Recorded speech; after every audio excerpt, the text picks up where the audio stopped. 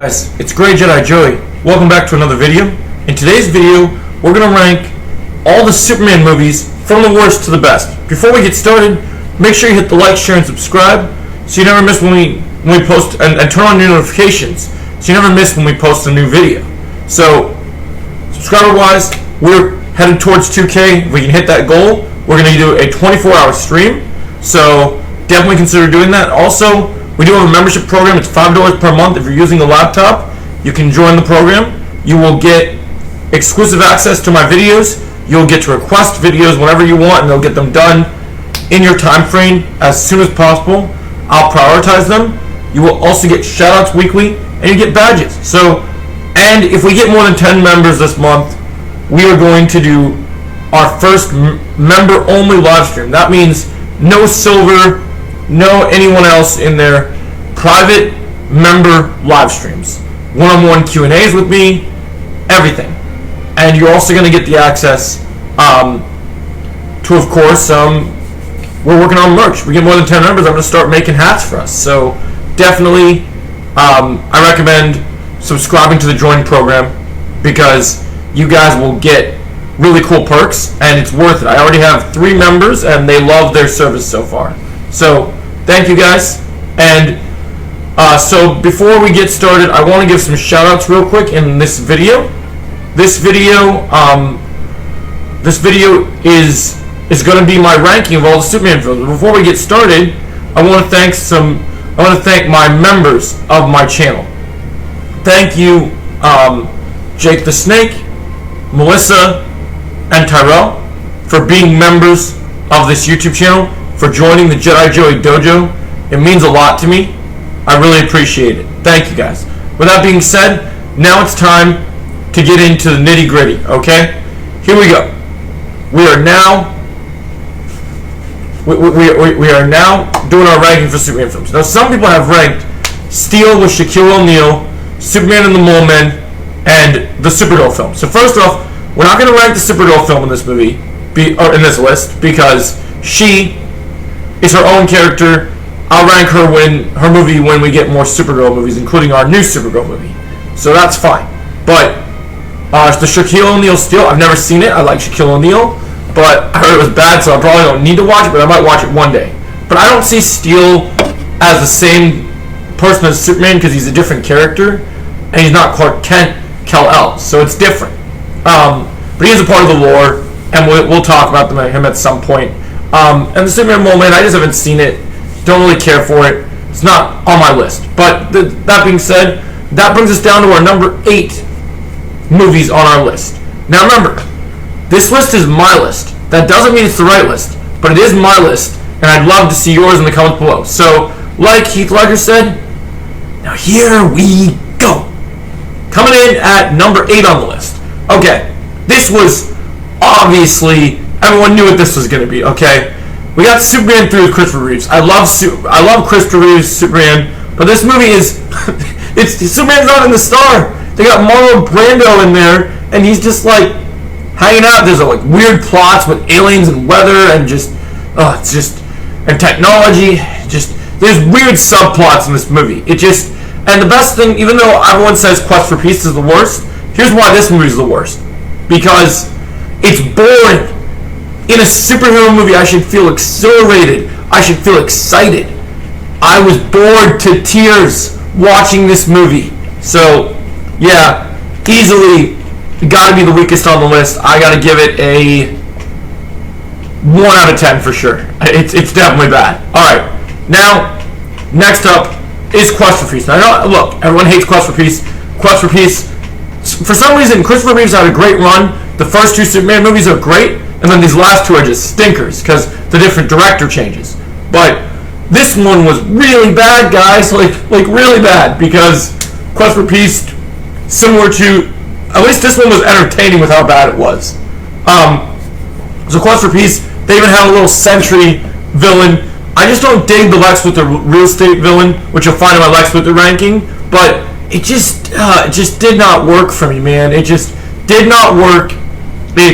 It was weird. It just didn't work for me. And, you know, whole real estate Lex, the movie script is terrible. The storylines are bad. It just did not work. It's not a good movie.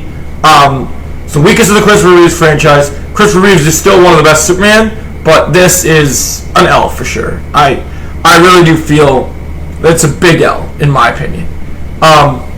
So that's why we're at with that one.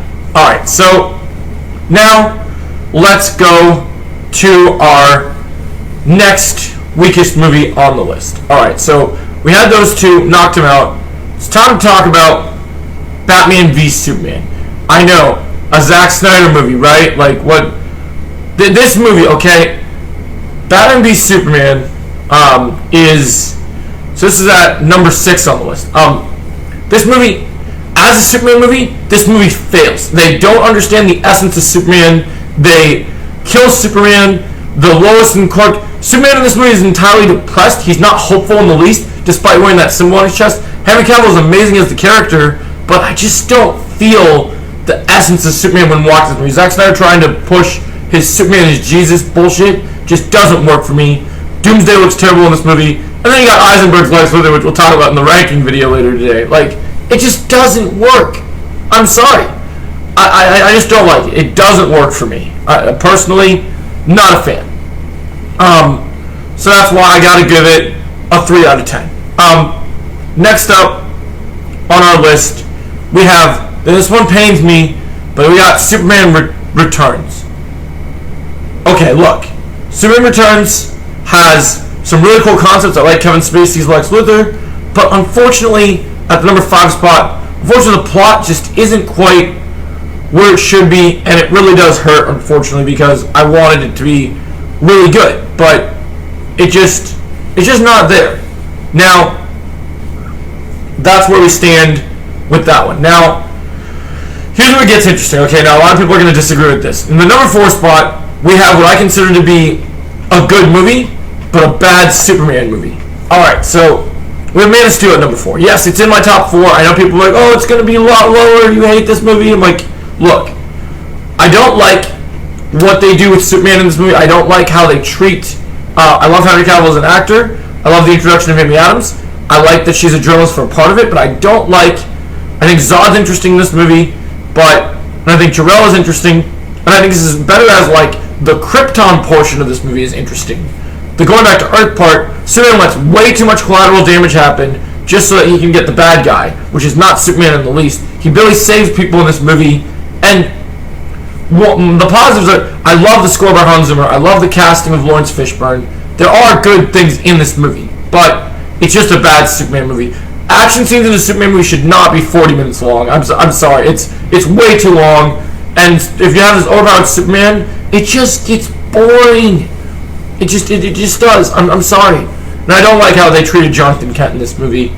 It's cool that both Superman's dads are played by Robin Hood, but man, this is a letdown for me. It really is. I know people love this movie. I don't love this movie. And I'm just going to be completely honest with you. Coming in at number 3, this is where the films get good. Now, this is a hot take. I have Superman. Next up on the list, I have Superman. I have Superman 2. No, sorry. I have Superman from Christopher Reeves, or Superman 1978, which this film is amazing, okay? It's classic. I love the whole Superman, arms on his hips, kind of can't even really do it. Oh, you should have took the elevator. Like, just the kind of classic Superman vibe that Christopher Reeves gives off. The relation between him and Margot Kidder in this movie, it's brilliant. It's beautiful. It's so good. Gene Hackman has his interesting run as Lex Luthor in this movie. Great visuals for this kind of old movie.